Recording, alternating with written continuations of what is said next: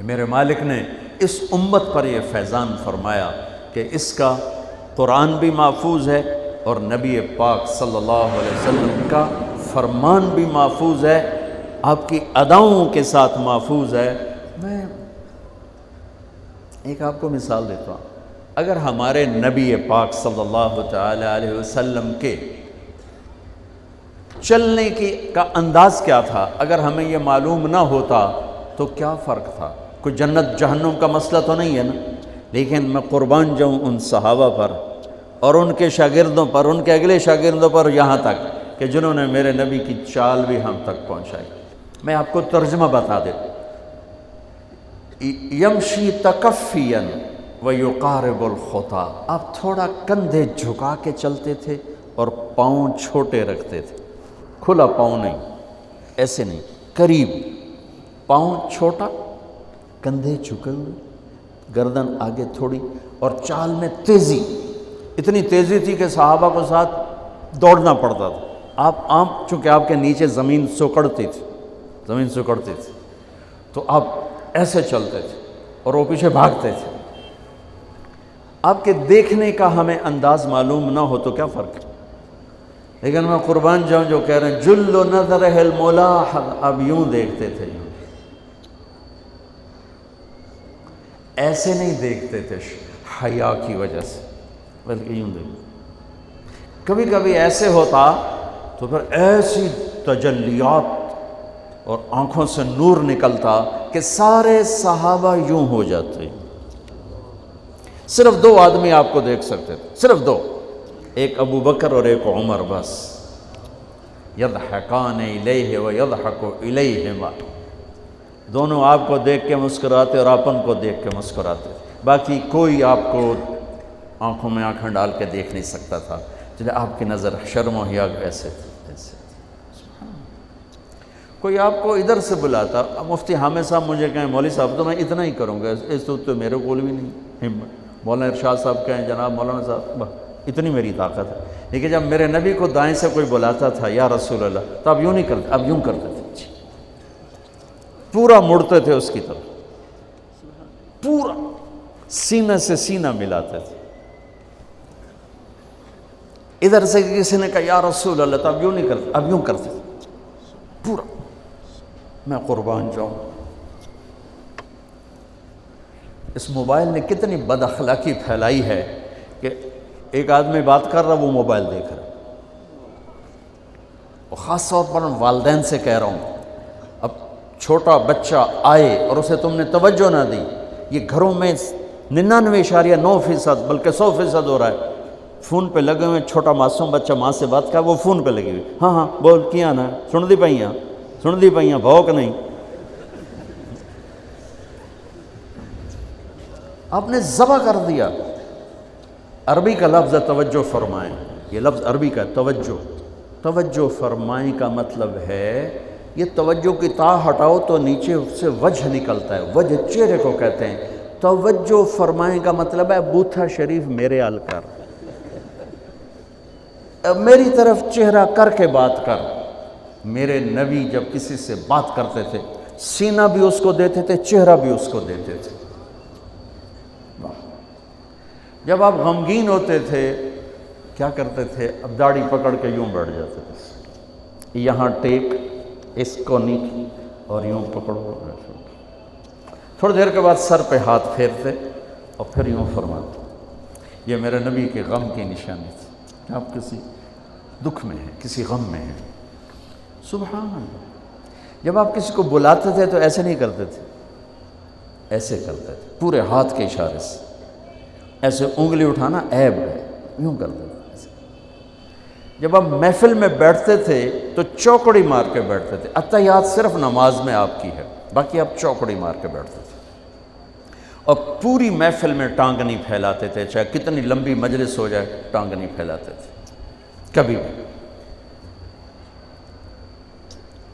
عزت دیتے تھے، سامعین جالسین کو احترام دیتے تھے، عزت دیتے تھے، اور دوران گفتگو آپ یوں کرتے رہتے تھے، یوں۔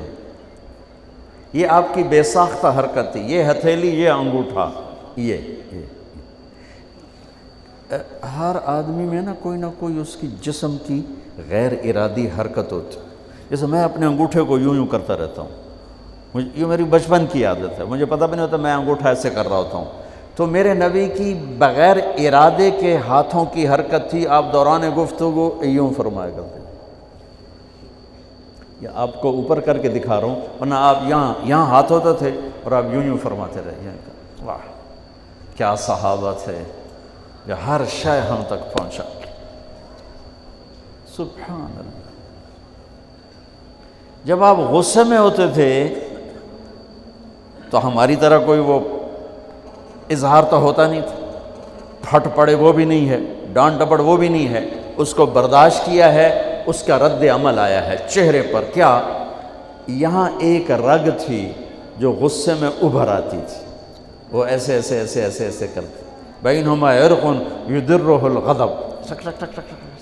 تو اس سے اندازہ ہوتا تھا غصے میں کسی پر اظہار ناراضگی ہے تو ہم تو لان تان کرتے ہیں. آپ کیا کرتے تھے؟ ادھر سے ابو ہریرہ آ رہے ہیں، آپ ان پہ ناراض ہیں اور ان کو بتانا بھی چاہتے ہیں، اور یہ ناراضگی ان کی کسی تربیتی پہلو کی وجہ سے ہے. من تصر لنفسہ لا یغضب لنفسہ ومن تصر لہا. ساری زندگی اپنی وجہ سے نہ کسی پہ ناراض ہوئے نہ کسی کی ڈانٹ ڈپٹ کی. تو جب ادھر سے آ رہے ہیں نا ابو ہریرہ اور آپ ان کو اظہار ناراضگی فرمانا چاہتے ہیں تو یوں دیکھا اور ساتھ ہی یوں ہو جاتے تھے. بس ادھر سے انس آ رہے ہیں، آپ ان پہ ناراض ہیں، دیکھتے ہی آپ یوں ہو جاتے تھے. بس یہ اتنا تھا میرے نبی کی ناراضگی کا اظہار کہ آپ لگتا ہے ناراض ہیں، ناراض. جب آپ خوش ہوتے تھے تو یہ جگہ گلابی ہو جاتی. پہلے بہت خوبصورت رنگ تھا گلابی، لیکن یہ اور زیادہ چمکنے لگتے، اس میں سے نور نکلنے لگتا تھا. اتنی چھوٹی چھوٹی بات، میرے نبی کی کوئی بات چھوٹی نہیں ہے، لیکن جیسے فرض اور ہے، فرض کفایہ اور ہے، واجب اور ہے، سنت موقدہ سنت، یہ ساری ایسے ہی میرے نبی کا ہر عمل عظیم الشان ہے کہ ہر عمل جنت میں لے جانے کا اور اللہ کی رضا کا ذریعہ ہے. تو چھوٹا تو کوئی نہیں، آپس میں تقابل کے. یعنی یہ میں وہ چیزیں آپ کو بتا رہا ہوں جن کا جنت اور جہنم سے تعلق نہیں، عشق سے تعلق، محبت سے تعلق. ہماری جماعت گئی حافظ آباد، وہاں میں وکلاء میں بیان کر رہا تھا. علاقے کے بہت بڑے ذمہ دار آئے ہوئے تھے. کسی کام تو انہوں نے دیکھا تو ساری عدالتیں خالی. تو ان کا کیا ہوا کہ یہ تبلیغ والوں کا عالم آیا ہوا ہے، اس میں سارے چلے گئے. تو اس نے وہ پہلے تو بیٹھا رہا، پھر وہ جو جج کا ریڈر تھا انہوں نے کہا چودھری صاحب ایتھے ویلے بیٹھے ہو اور جا کے گل سن لو. وہ ذرا تبلیغ کو اچھا نہیں سمجھتے تھے. ان کا چلو ویلا بیٹھا سن لو. وہ آگے میں اس وقت اللہ کے نبی کے جانور بتا رہا تھا کہ میرے نبی کی 9 بکریاں تھیں، ان کے نام عجوہ، سقیہ، برکہ، ورثہ، زمزم، اطلال، اطراف، غیثہ، قمرہ. 9 بکریاں، 10واں بکرا یم، اور اس میں قمرہ آپ کی زندگی میں مر گئی. یہ احسان عظیم ہے ان ہستیوں کا جو واقعی اس قابل تھے کہ اللہ نے کہا رضی اللہ عنہ، جاؤ میں راضی ہو گیا، جو مرضی کرو میں راضی ہو گیا. سبحان اللہ. واہ. اور آپ کے اونٹ تھے 2 عسکر اور ثعلب، اور آپ کے خچر تھے عفیر اور دلدر اور فضہ، اور آپ کے پاس گدھے تھے 2 عفیر اور یعفور، اور آپ کی اونٹنیاں تھیں عذبہ، جدعا، شہبہ، قصوہ، اور آپ کے گھوڑے تھے لزاز، تراز، لحیف، سجل، سکب، سبحہ، ورد، یعصوب، یعبوب. یہ آپ کے گھوڑوں کے نام. ایک گھوڑے کا نام تھا ورد. کیوں تھا؟ جیسے گلاب کا پھول نمایاں نظر آتا ہے، وہ گھوڑا ایسا حسین تھا کہ گھوڑوں میں نمایاں نظر آتا تھا. سبحہ ایک گھوڑے کا نام تھا. سبحہ، سبحہ تیرنے کو کہتے ہیں. ان لک فی النہار سبحا طویلا. اس گھوڑے کا نام سبحہ کیوں تھا؟ جب وہ دوڑتا تھا تو لگتا تھا جیسے پانی تیرتا جا رہا. خیر میں پھر لمبا چلا گیا. وہ جو تھے نا چودھری صاحب، وہ بیان سن رہے تھے. وہ گئے واپس گاؤں. تو اپنے امام کو بلایا، کہا مولانا صاحب ایک مسئلہ دسو کی اپنے نبی دی بکریاں دا نام کی ہے؟ وہ آکھن لگا یہ بھی کوئی مسئلہ ہے کہ ہے تے بھاویں نہیں، میں تو اج دس ساڑھے نبی دی بکریاں دا نام کی؟ اسا کہا مسئلہ ہی کوئی نہیں تے میں دساں کی؟ اسا کہا تو اج تک میں نو پٹی پڑھائی ہے کہ اے نبی نو نہیں مندے تے اے نبی دے گستاخ ہیں، میں ہونے انہاں دے مولوی دی تقریر سنی ہے او تا نبی دی بکریاں نو مندیں تو انہاں نبی نو نہیں مندے، ہون تو جماعتاں نو روکیا میں تنو کھلے پھرے سا۔ پھر وہ ہماری جماعت پوری کو لے گیا اپنے گاؤں، نے 15-20 ہزار آدمی اکٹھا کیا، میرا بیان کروایا ہوا، کھانا ہوا۔ تو میں قربان جاؤں، آپ اسی سلسلے کی کڑی چل رہے جنہوں نے نبی کے علم کو لیا، آگے دیا، پھر آگے دیا، پھر آگے دیا۔